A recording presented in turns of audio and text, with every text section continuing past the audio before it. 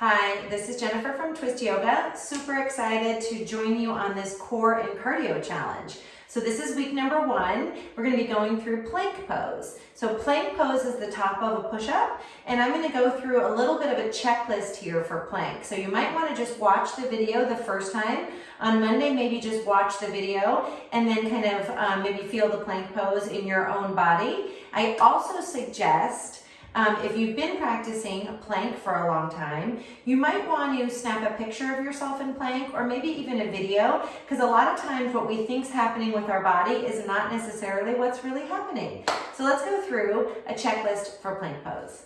So I usually suggest starting out in tabletop for our plank pose.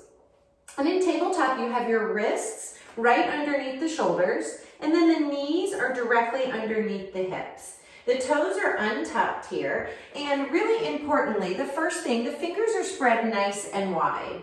What tends to happen a lot of times when we move into plank pose is we shift the weight over into the pinky or the thumb. So really concentrating in our first step here of pushing down into the earth with all 10 fingers.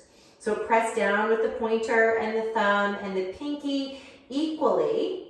And then begin drawing the belly away from the earth. So you're starting out with a nice, strong tabletop here.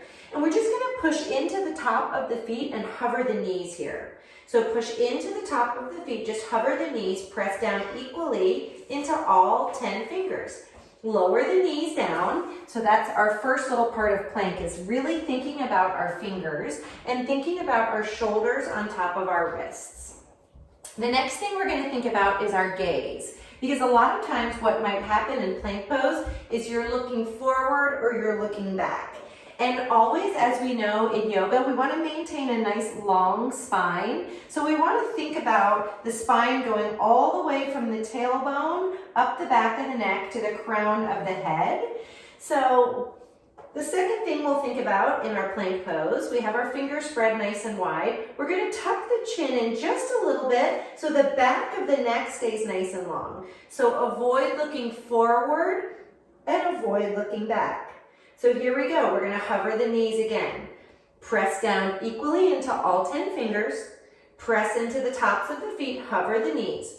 Press the fingers, tuck the chin in just a little bit so the gaze is down between the hands and the back of the neck is nice and long. Lower the knees down. So we have spreading all the fingers wide, pressing equally into the hands, tucking the chin just a little bit so the back of the neck stays nice and long. And then the third one will be our shoulders. So what tends to happen a lot of times with plank pose is we shrug our shoulders forward. So we really want to think about drawing the shoulders back and down the back. So what tends to happen in plank is we kind of cat the back up a little bit too much and shrug the shoulders up towards the ears. So we want to draw the shoulders down the back and then squeeze them together just a little bit. So we're going to try and think about all 3 things here. Fingers are spread. Chin is tucked just a little bit, so crown of the head is reaching forward.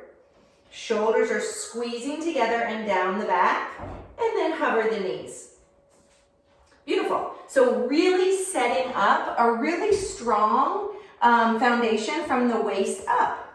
The next thing that we want to think about is the belly. So we want the belly to be pulling up away from the floor, so the belly is helping to lift the body up. So that's going to be our 4th one. Let's set that up. Fingers are spread wide. Chin is tucked in just a little bit so the back of the neck is nice and long. Shoulders are drawing together and down the back, and belly is scooping up and in. So we keep the toes untucked, press into the tops of the feet, and hover the knees. Really drawing the belly up and in. Keep the shoulder blades pulling together. Knees come down. Beautiful. If your wrists are starting to get tired, if you're doing this with me, you might roll out the wrists a little bit.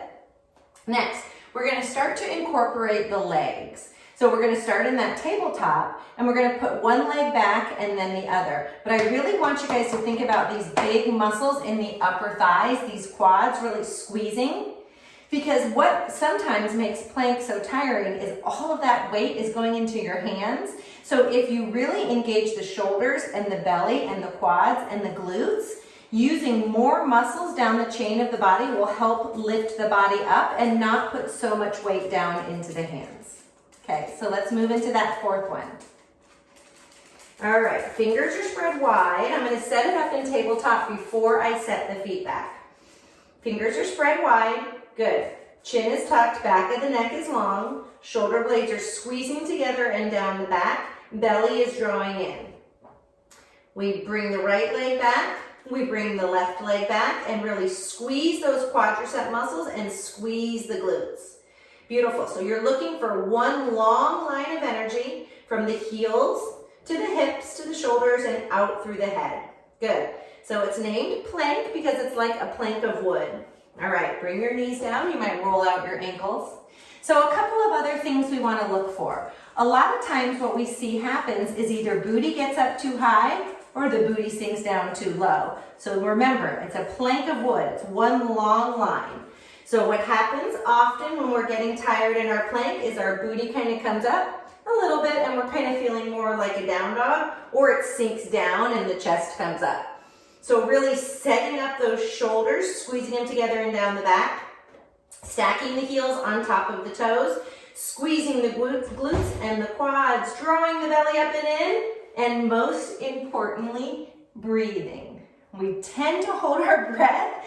I know I do, oftentimes in plank. So keep the breath going. Remember, when there's no breath, there's no shape there. So a couple different options here. If your wrists really hurt when you're in plank pose, even after you've engaged those shoulders together and you feel like you're drawing up away from the floor and not sinking down, a couple of options. So you can find plank on your fists. If that feels nice, you might just make a fist and then find that high plank pose. You might grab a couple of weights and hold weights in your hands and press the weights down into the earth, and then you're using more of a grip instead of this flexion of the wrist. Or you could find a forearm plank where you're putting your weight down here onto the forearms of the forearm area of the arm. And a couple different options here for forearm plank. You could find it in a number 11 or a clasped hand, depending upon what feels nice for you. You set it up the same way. You find your tabletop. You come down onto your forearms or the clasped hands. Again, push down, draw the shoulders down the back, squeeze the shoulder blades together. Tuck the chin, make sure the back of the neck is long. Draw the belly up and in. Step one foot back, squeeze the quad. Step the other foot back, squeeze the quad. Same thing, the booty's not up or sinking down. Okay, you're really pushing down to lift up, keeping the gaze down.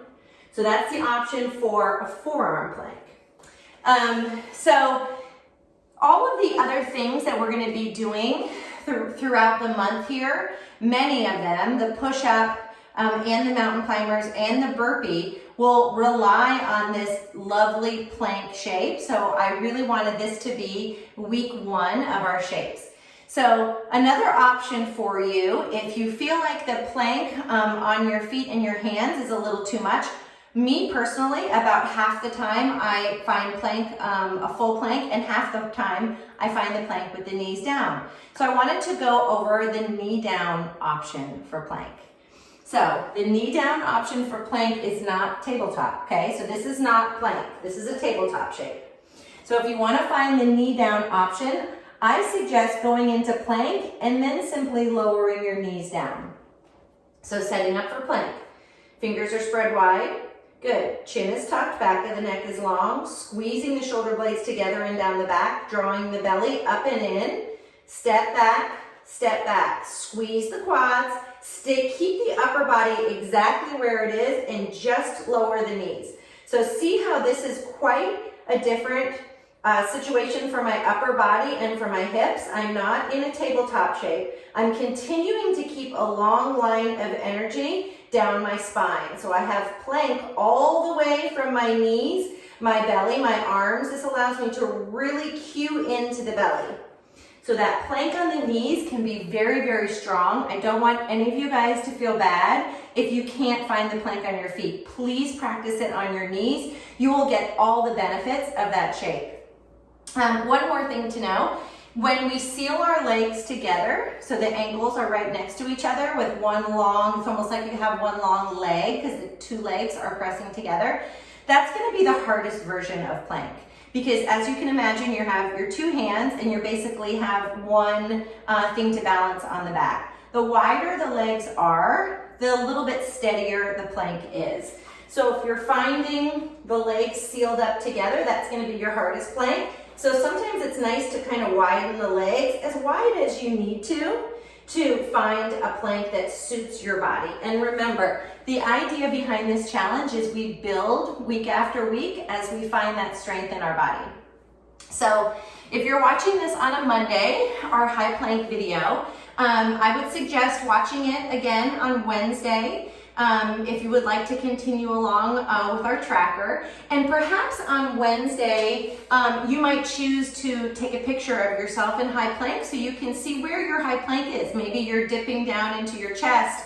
Maybe your arms are spread too wide. They're not stacked. We're looking for those stacked joints. Remember, the shoulders are right above the elbow. The elbow is right above the wrist.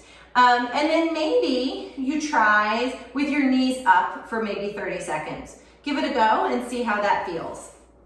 And then on Friday, I would review it one more time and then make another little challenge for yourself. If your knees are up or your knees are down, maybe you challenge yourself to 1 minute in your high plank. And each week, if you choose to add on. If not, just hold the high plank as it is. So that's week 1 for our little 10-minute videos as part of our Core and Cardio August Challenge. If you have any questions, please post a comment in our private Facebook group, or you can always email us at info@twist-yoga.com. We look forward to getting stronger with you guys all month long, and we'll see you on the mat again soon. Get ready for week 2. Namaste.